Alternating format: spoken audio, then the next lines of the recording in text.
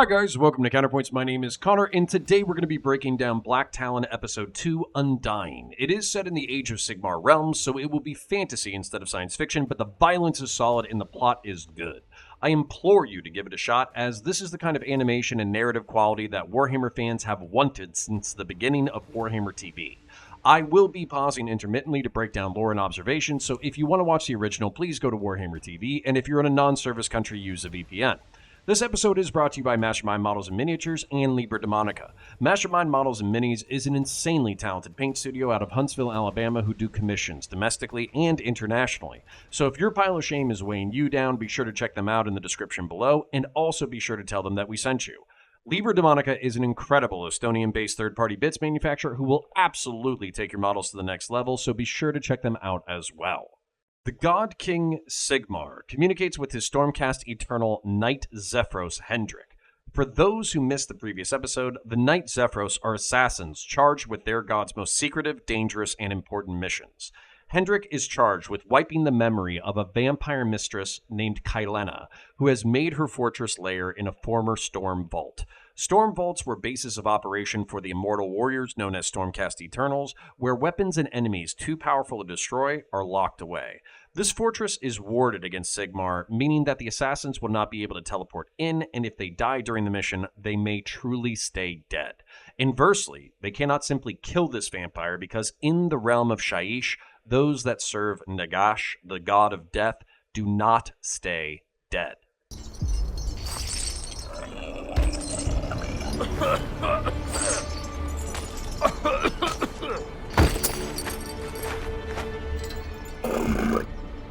Get up! If you can't move, they don't keep you alive. What is this?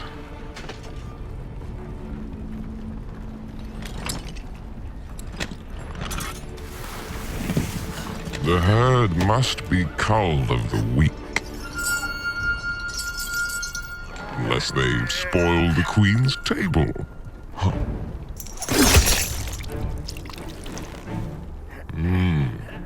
It seems you are not weak. Merely foolish.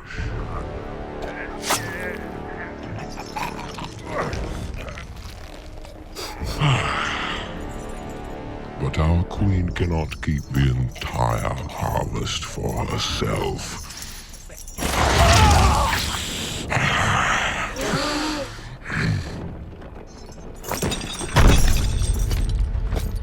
Keep moving, and you will live a little longer.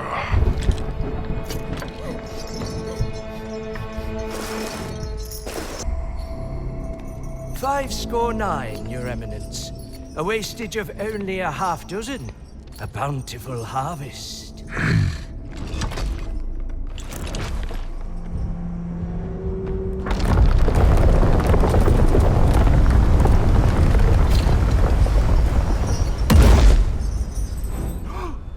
On your feet.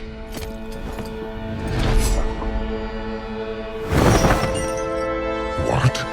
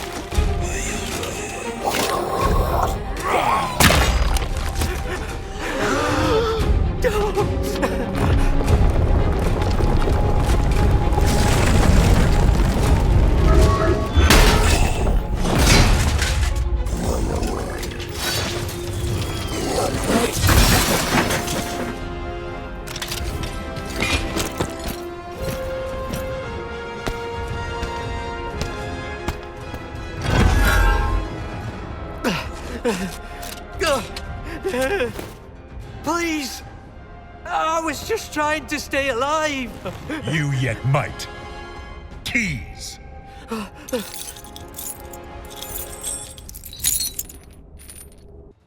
The fortress also has a realm gate, a portal through which to pass through lands. The mistress lives in Shaiish, the realm of the dead, but she has a fallback position into the realm of the living that is heavily guarded. In the 8 realms, vampires are a failed experiment studying the god of death. Nagash, once a mortal man of the old world, became the greatest necromancer in history, becoming the master of dark magic, gaining immortality, and becoming the god of death. It's his only goal to rule all the realms and to bring all souls and gods to heal under his power. Though he has been temporarily defeated on several occasions, he always returns, and his immortality has inspired thousands of supplicants to worship him as a god. One such supplicant, Queen Neferata, used Nagash's writings to replicate an elixir meant to defeat death.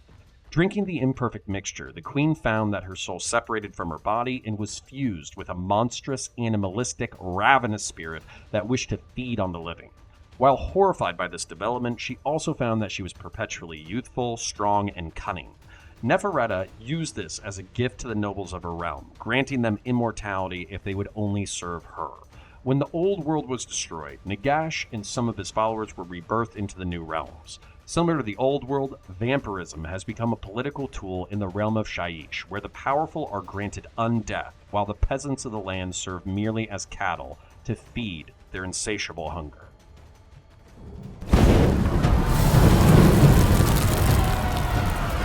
This one, quick! Quick! Please don't leave us! Over here!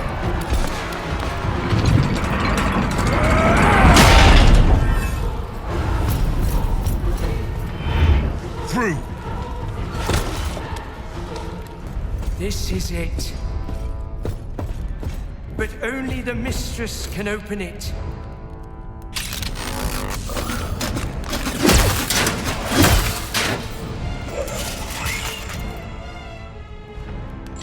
Go! What? You brought us to the sanctuary. Your life is your own. I betrayed the mistress! I won't survive! Leave!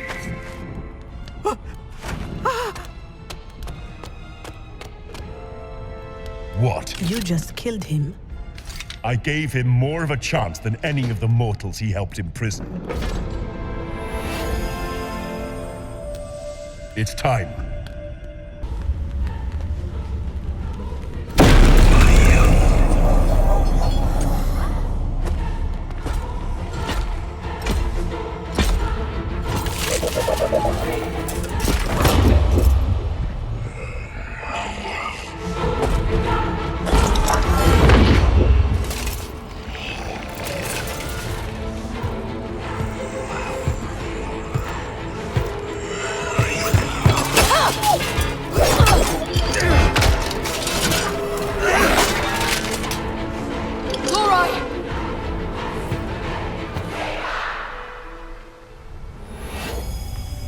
It is done. Run swift. The sight of the unliving will not remain clouded for long.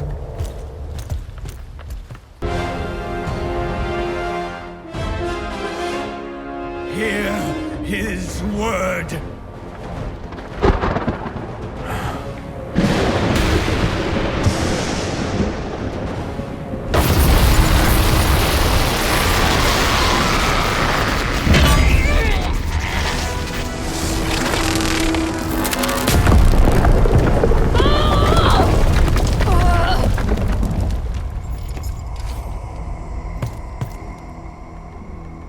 Hendrik?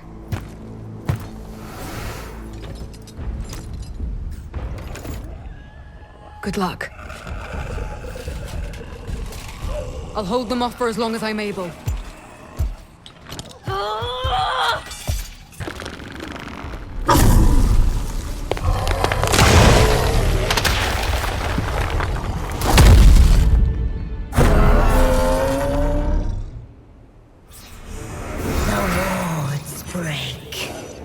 The Vault's guardians awaken.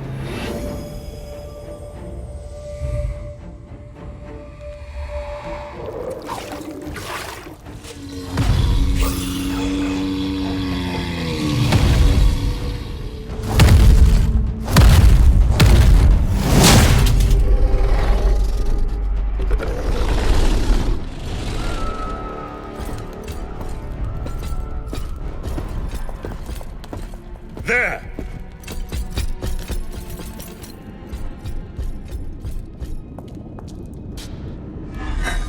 Oh, how disappointing.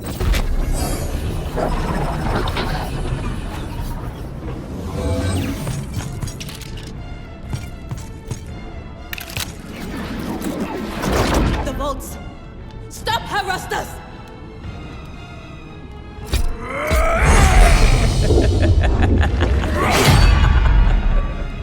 It worked! She's gone through!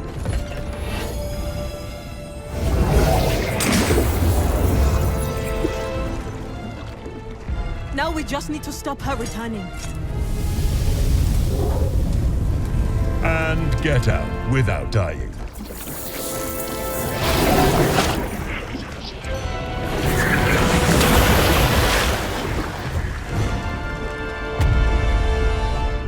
The soul blight crossed over. Yes! But she opened the damn vaults as she left.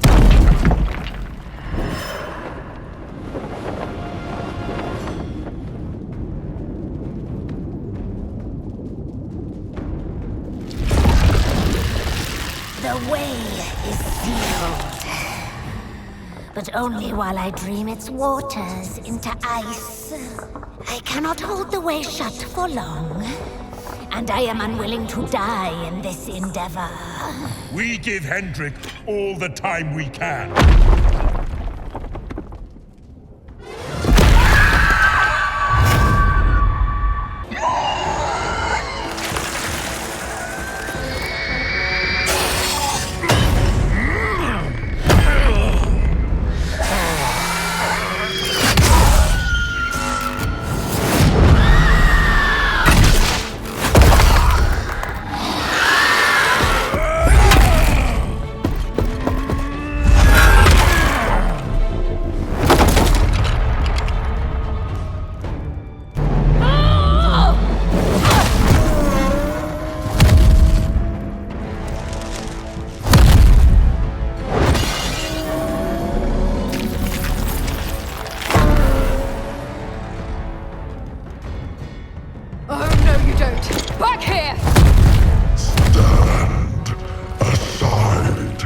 No!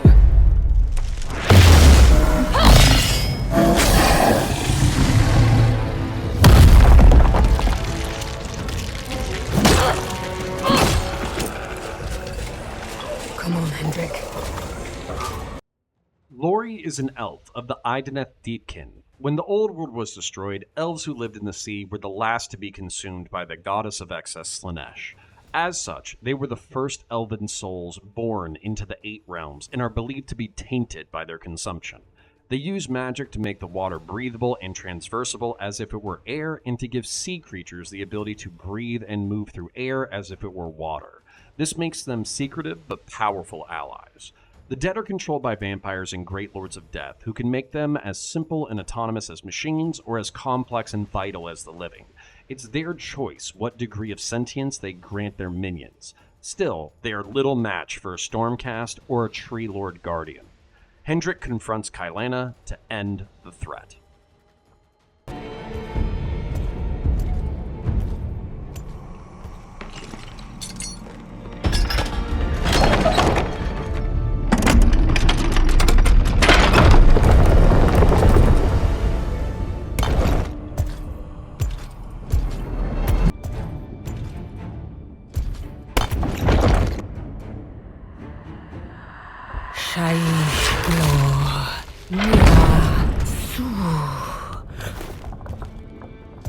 Hello, old friend.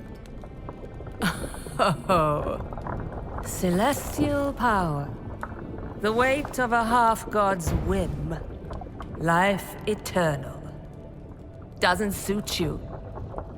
You forced me here. Cut off the path behind me. Clever. I had thought you would come for me sooner. I can grant you no mercy, Kylana. You are a threat. Because of what we remember. Memories are a funny thing. are they not? They can define you, and they can damn you.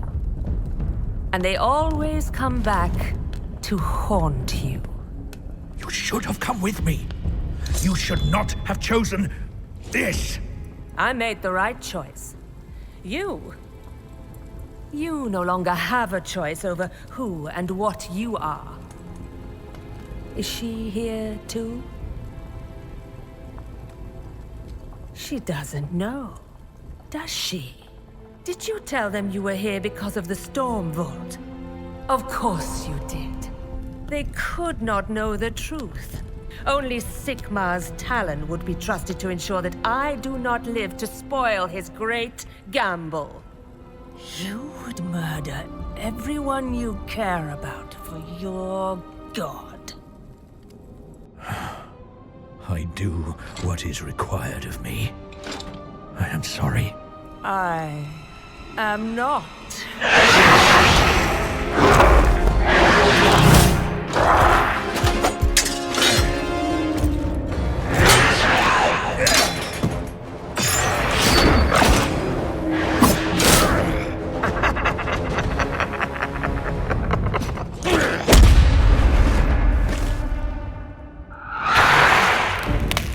The waters drain.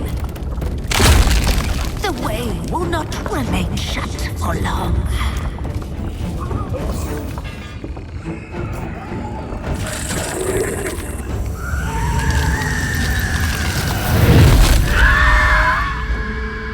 Just as well.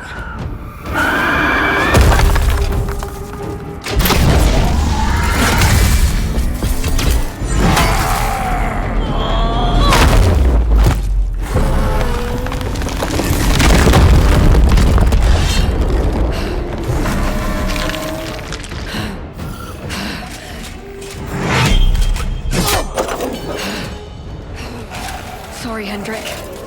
Time's up.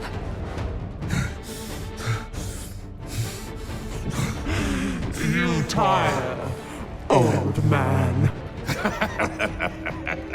Your words are truer than you know.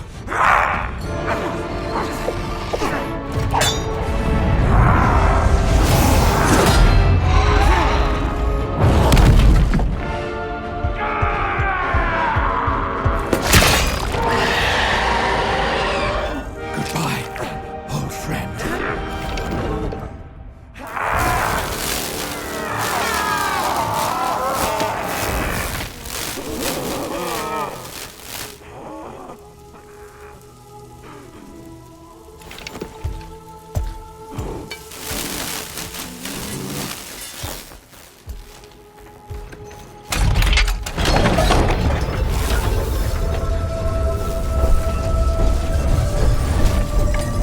I will remember you.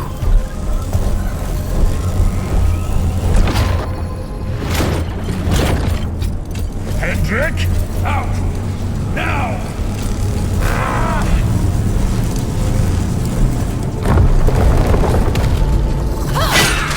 Move! Get clear! It will all come out in the end, Hendrik. When all is dust, secrets are untied.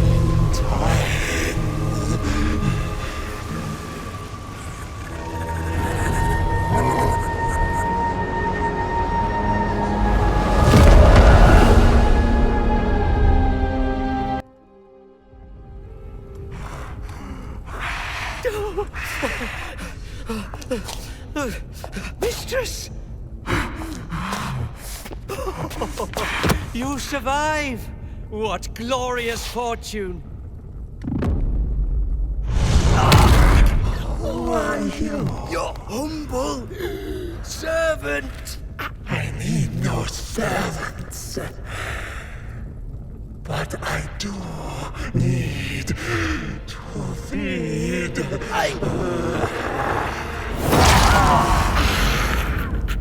Helena unleashes her feral monster, showing that for the beauty and sophistication granted to the vampire elite, it is a veneer under which lives a feral animal. Kylena states that she is happy to separate from Hendrik when they were mortal creatures, and she does not regret becoming a vampire. While Hendrik can be reborn in lightning, he is duty-bound to his god, whereas Kylena serves herself, which only happens to align with Nagash's desire to enslave and slaughter the living.